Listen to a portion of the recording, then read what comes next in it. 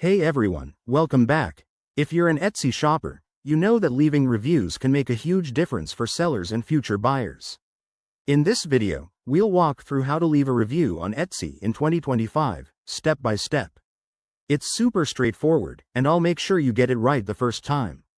Let's dive in. First things first, make sure you're logged into your Etsy account. If you aren't, head to the Etsy website or app and sign in with your email and password. Once you're in, navigate to your account section.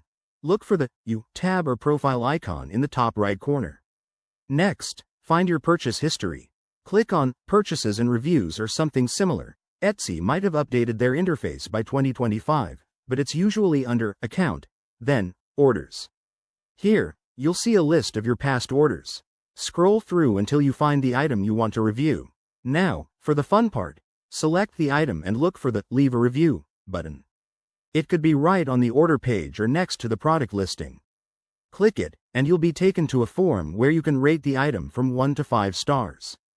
Don't forget to add a written review. Be specific about what you loved or didn't. Mention the quality, shipping time, or any unique details. If you're feeling extra helpful, upload photos of the item in use.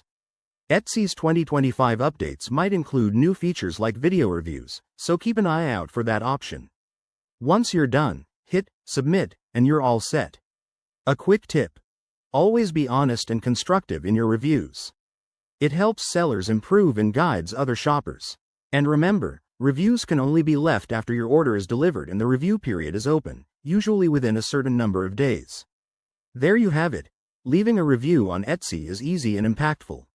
If you found this helpful, hit that like button, subscribe for more tips, and let me know in the comments if you have any questions. Thanks for watching, and happy reviewing.